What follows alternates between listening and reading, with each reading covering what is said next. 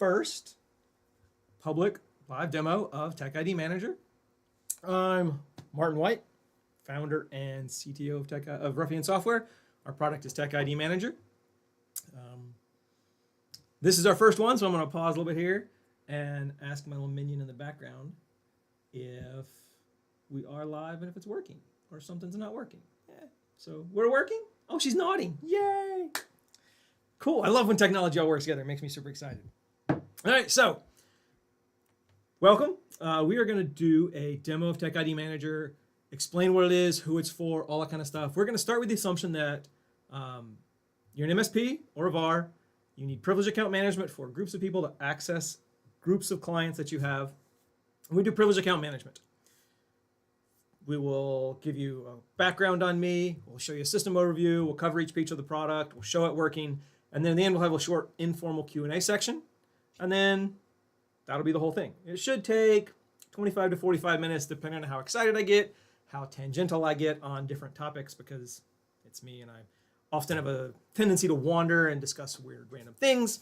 All right, so history. I'm 𝗦𝗵𝗿𝗆. I'm a computer engineer from Clemson University.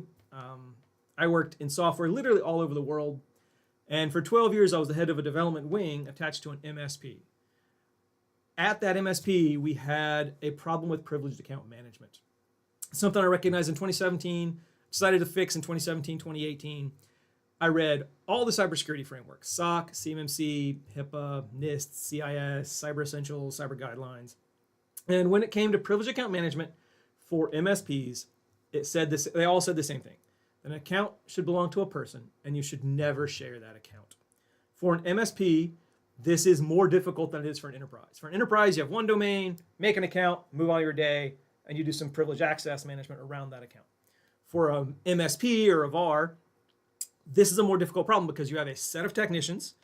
The MSP I worked with, we had 25 technicians. And you have a set of clients. The MSP I worked with, we had 400 clients. If you want to make a unique account for each person at each one of those clients, that's 10,000 accounts you need to create. You need to set rights on. You need to rotate passwords on. You need management on. And when you add or remove a technician from your MSP, you have to create or disable hundreds of accounts across hundreds of different clients. And that is something that becomes problematic. It is something that if you try to do it manually, you could do it for 2 or 3 technicians on 2 or 3 clients. But if much above that scale, it becomes untenable. So in 2019, I looked around the market. I could not find anything that would help an MSP do privileged account management. So I quit, started Ruffian Software, and wrote a product called TechIDManager that specifically does privileged account management for managed service providers. And it does this under the paradigm that every technician needs their own account. It does this because that's what all the cybersecurity frameworks say, and the individual unique account gives you traceability at the client site on what the technician does. The individual account gives each technician the subconscious knowledge that they can't hide behind the anonymity of a shared administrator account. If somebody remotes in later and looks, they are the one that did it. Whether they wrote it down in a ticket, whether they chose to admit it or not, you can have all the traceability and accountability you need for both training and praise. Like, hey, this person, we see this in the logs, they did a great job, right thing to do. Also, with a unique account, if you can disable that account, you can disable that person's access. So when someone leaves, you can turn off their access and not affect traceability, and you know what they did and what they didn't do when you look back on it. So that is the broad stroke. TechIDManager makes unique accounts for every technician, everywhere they need access. We manage those accounts, we rotate the passwords, we do all of that with some encryption to make sure that we can guarantee only the person that should see the account can see the account. That's the broad picture of what TechIDManager does. So if you have any questions, put in the comment section down below, and my minion in the background will read them off and we'll answer them. I love questions. So now we'll go and do a little presentation on the system overview. This is kind of the big picture of what TechIDManager looks like from a system perspective. We'll talk about this, and I'll show you each of these pieces working, actually show you live and show you what they do. If we look here, on the far right, we have the tech client. This is the piece of software that runs on each technician's computer. This is a thick client that runs on the computer so that it can have the efficiency of looking at other windows, injecting credentials, and the security of having private and public key pairs that give you RSA asymmetric encryption to guarantee only this technician that is supposed to see the credential can see the credential. We'll cover that piece first as soon as we finish this overview. Next, we have people that are managers. Managers need to determine who has what access where. They use the management console for this. Managers can say this person has access this place and they have these rights. This person does not have access. The management console is the cloud piece that ties everything together. By default, we host this in AWS. We can host this in several different ways, or this entire product is self-hostable. We do that because for several cybersecurity frameworks, the asset on which the data sits is important, such as CMMC. So we allow you to be in complete control, physically and electronically, of all the data and the entire infrastructure related to TechIDManager, if that is your desire. The third piece are the TechIDManager agents. We have a specific agent that runs in domain controllers to make domain accounts, runs in Azure AD to make Azure AD accounts, and runs on local Windows computers to make local accounts. Each of these agents makes and maintains accounts and has lots of security built into the way it does that. The agents are responsible for automatically creating the account for the technician. Each technician gets their own account specific to them. We make and maintain those accounts. We set the rights that are specific to that technician based on what the manager said this technician can have access to on this client. We manage each of these accounts for each technician. We make sure it stays enabled. If it gets locked, we unlock it. We fix it. We keep it safe, all those things. And we rotate the password on every technician's account everywhere, every 24 hours to be something different and unique. That means that if a technician account is compromised on one of your clients, the password is different everywhere that technician has an account. We guarantee this. That means there's no horizontal movement through your infrastructure if a breach happens. Everybody gets breached.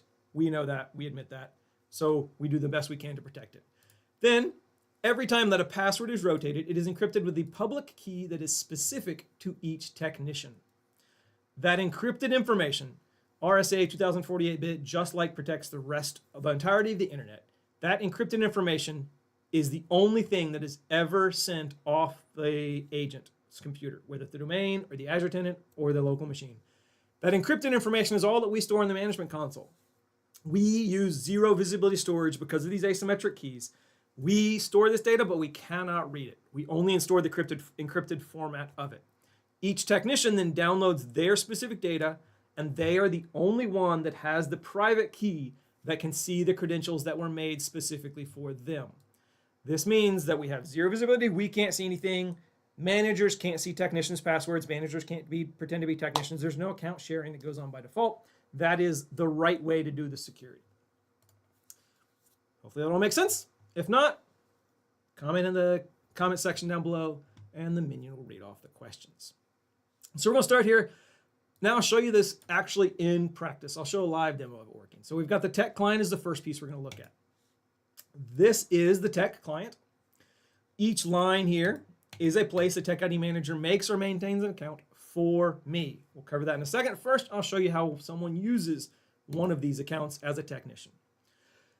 As a technician, you want to use this account, you bring up your remote connection tool, any remote connection tool. I happen to have ConnectWise Control or Screen Connect here, but this same methodology I'm about to show you works with RDP, PC Anywhere, LogMeIn, Kaseya, all of them. You get to the point where you want to use or inject your credentials, and I can see that this is the 𝗫 domain. I'd like to find my account for the 𝗫 domain. So as a technician, I bring up the tech client. Somewhere in this list of possibly hundreds or thousands of credentials I have made and maintained by TechIDManager for me is that account. I could type and search, I could scroll, but easiest, I'll just click search. When I click this search button, TechIDManager, the tech client, went out on my computer. It looked at all the windows that I had open. It guessed which ones were remote connection tools, and it made an intelligent guess about what set of credentials I need right now to access what I have open on my screen. If there were multiple remote connection tools open, it would show me the multiple accounts it thought I might be needing right now. This is the account I want, so I select it. I could copy that password and copy that username and paste them in, but easiest is just to inject those credentials. I tell it I want to inject those credentials. I tell tech client where I want to inject those credentials, and then it injects those for me with a password that changed within the last 24 hours that I never saw, don't need to know. I could look at it if I want to, but I don't really need to. And then I'm logged in as a technician. I just move on with my day, do what I need to do. And knowing that if I open a command prompt and I type, who am I? We see that I am 𝗫/Martin_Black.MIT-admin. That account is specific to me. Anything I do is traced, loggable. All that auditability and traceability is there to make sure that I get credit for what I do, good or bad. So when you're looking at this, here's the Jeep account. Each line here in the tech client is a account that is made or maintained for me by TechIDManager. There are lots of different types of accounts. It's really a smorgasbord of pieces that you can put together to do privileged account management any way that you as an MSP need to do it based on you and your interaction with your clients and your policies and procedures and your insurance companies to meet the requirements you need to meet. These icons describe the different types of accounts we have. This D here, this first column, the D means this is a domain account. This A means this is an Azure account. And this L means this is a local machine account. All different types of accounts can be maintained there. If we look at this second icon, we'll see this single head here. That means that this account is unique to me. This account is martin.mit@goldfish.net. That's my account. It was made for me. The rights are set on that account. The password's rotated every 24 hours on that account for me. I'm the only one that can see that. If we look here, there's a multi-headed icon. That means that this is an account that multiple people have access to. We believe that you should stop sharing admin accounts.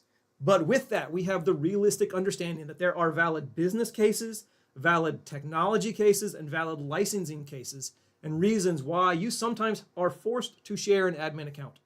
We're not going to leave you on the cold. We understand that, and we're going to protect that account as much as is possible for a shared account. So you can tell TechIDManager, take over this account, rotate the password every 24 hours, manage that account, and make sure to only show it to this group of people.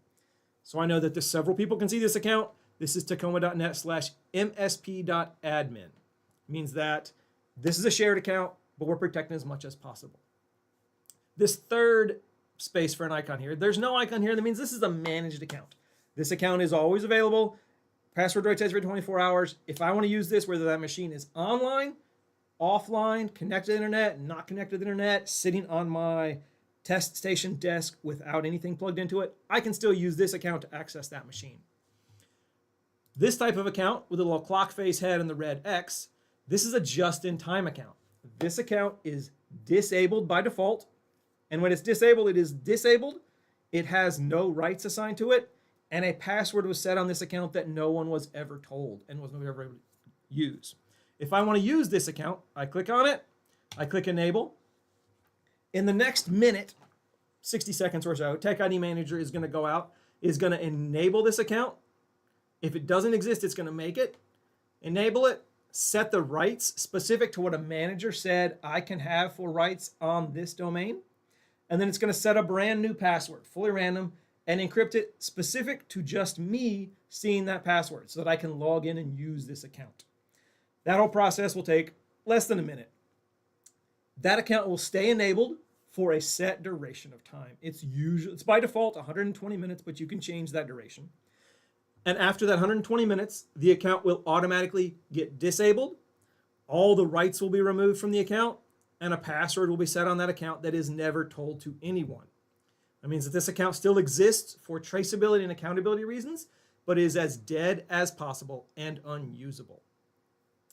Those are the just-in-time. So we have domain accounts, Azure accounts, local accounts.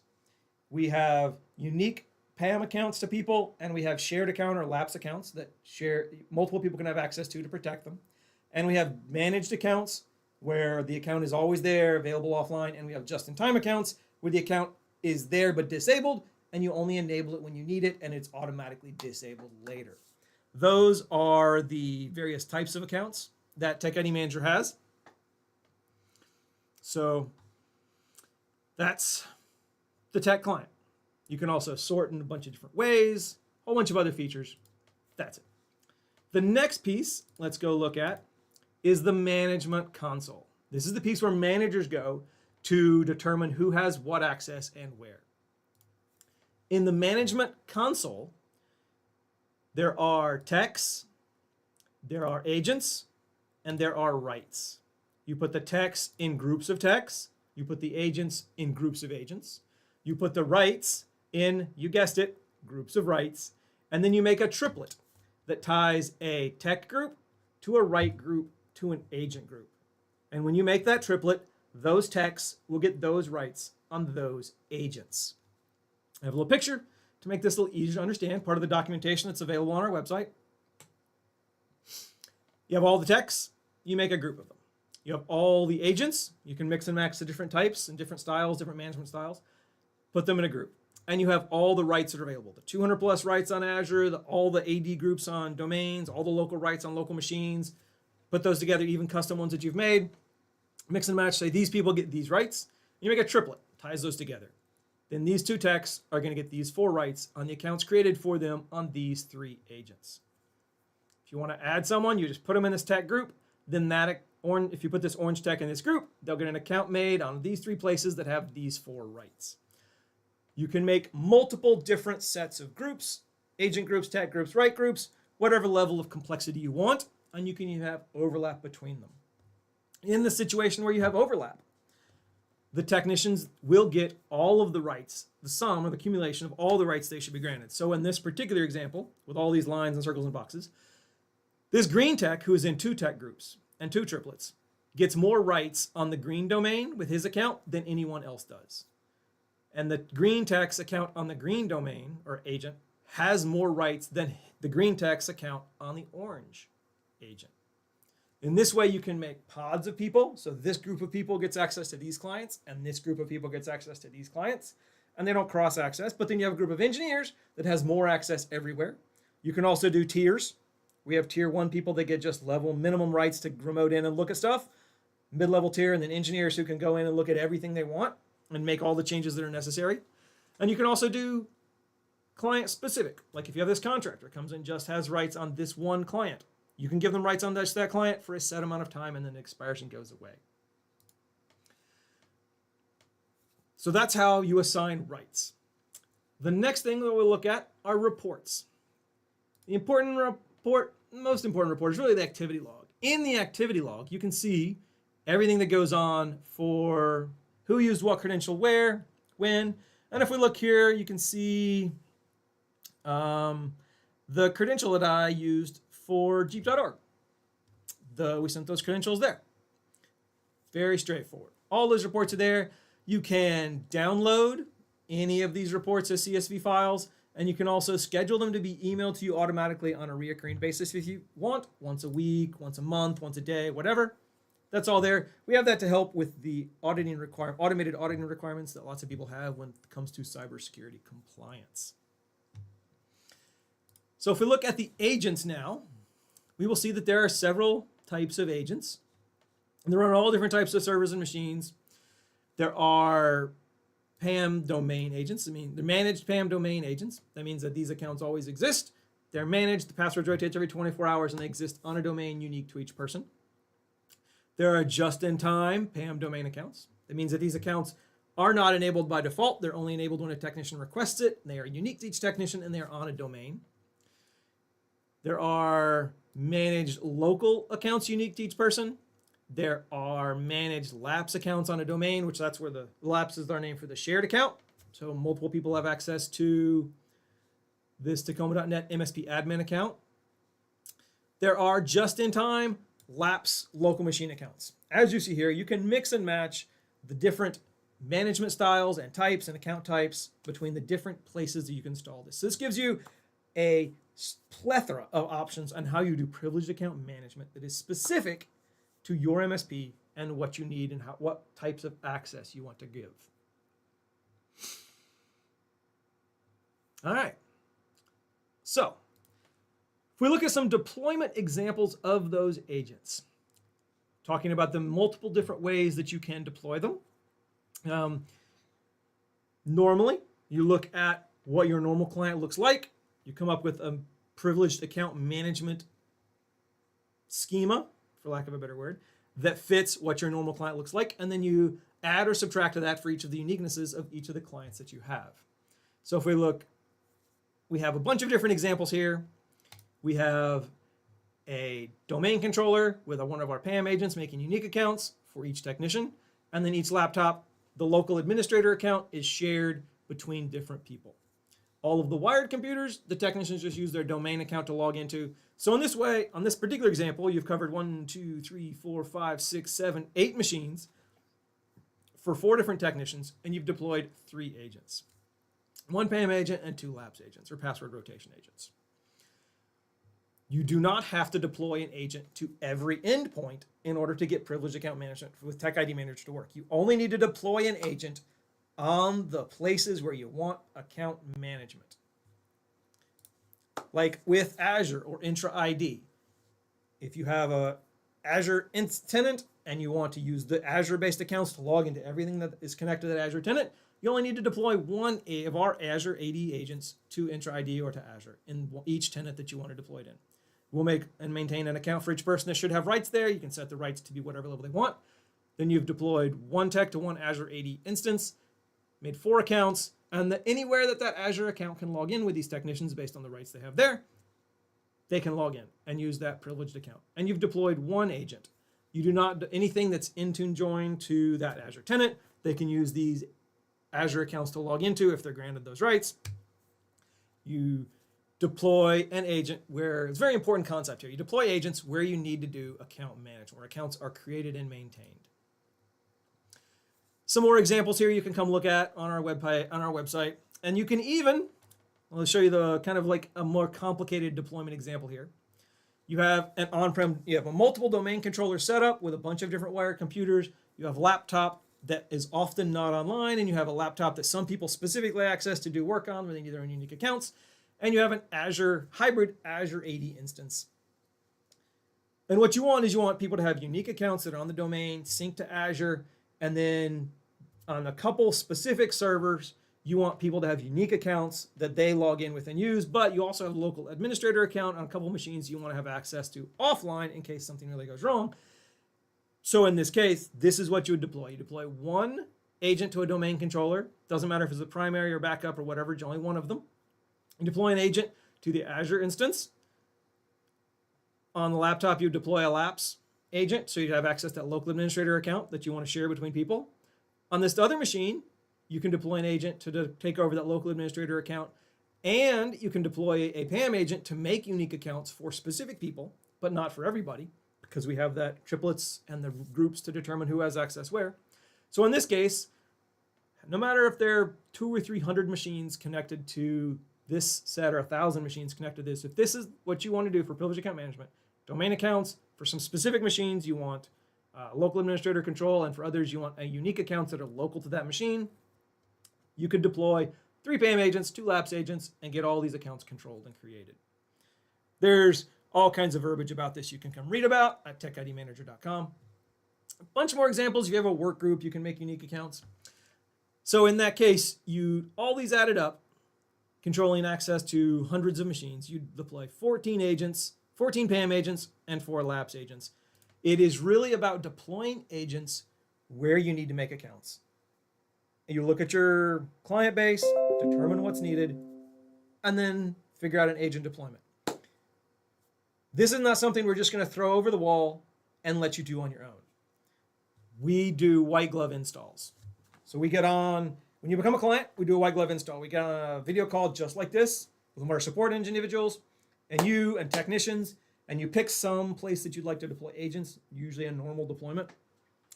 We go from absolutely nothing working through everything working, and we set it all up for you. We help you get all technicians set up. We help you get all the agents installed and working. We get you the management console all set up, help you determine what groups you want, help make sure all the rights are set up the way you want. That whole deployment usually takes between 35 minutes and an hour, 30 minutes to an hour, to go from nothing working to everything working for a few technicians and a couple agents deployed.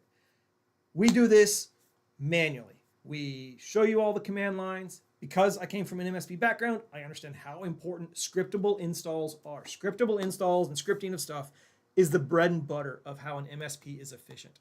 So we have that. Every option is command line settable for every agent. That means that you can write scripts. We even provide example scripts that you take and modify with comments in the example scripts, PowerShell scripts, to deploy the agents quickly and efficiently. We have had companies that we met, they went to lunch. In the morning, they were using a shared administrator account. They went to lunch. After lunch at 1 o'clock, we met, did a white glove install, took from 1 to 2. We set up a couple technicians, showed them how to deploy the agent. We talked about what all the options were and what the scripting looks like. And then they assigned one individual, one of their technicians, to go finish this, update or modify the script to be specific to them, and then deploy it everywhere. And that individual took about 2 to 2.5 hours to go from writing the script, figuring it all out, and deploying it to all of their 65 clients, domain controllers, worker machines, Azure tenants. And then at the end of the day, they were fully deployed. They all had all their unique accounts at all the clients. 6 o'clock that night, the owner of the MSP turned off access to the shared global administrator account. And the next morning, they were all using unique accounts to access all their clients. Smooth as butter, super easy. You can do it that way. You can take it over time. There are lots of options, and we're here to help. We also do month-to-month pricing. We have hosting options if you would like to be hosted on our shared AWS instance, if you'd like a private AWS instance. If you want to be on FedRAMP compliant hosting, we have hosting in several different regions of the world, Australia, Canada, the EU, any of those. If you are in a different region and you would like hosting there, contact us at sales@techidmanager.com. Tell us you're interested, but you're wondering about hosting in Africa or hosting in South America, and let us know. We'll look into it, we'll figure it out, and we'll tell you, yes, we can do that.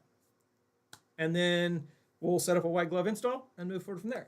If you like this and you want to try it out, become a client, install it, contact sales@techidmanager.com, or if you go to our website, you can request the demo, and you can also schedule your own white glove install straight from the install page.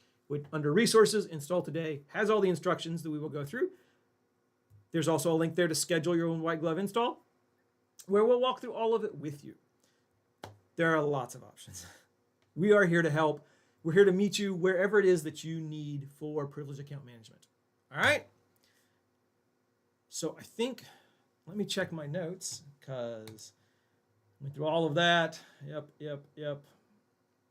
Yeah, so that's the overview. There are more details. There are more things we could look at, talk about, but this is to show you an overview of TechIDManager, all the things it does in general, does privileged account management specific to MSPs and VARs. Love to talk to you more. Love to get you set up for a white glove install. Email sales@techidmanager.com, or on the website, go to install today and schedule a white glove install. All right? Thank you all for being here. We'll enjoy it. We love it. Have a great day, y'all. Are there any, actually I should ask, are there any questions down there? I didn't see that little minion in the background waving at me. All right, cool. So, love talking to y'all. And yeah, techidmanager.com. Check it out. If you got any questions, we're here to help. Have a great day. Bye.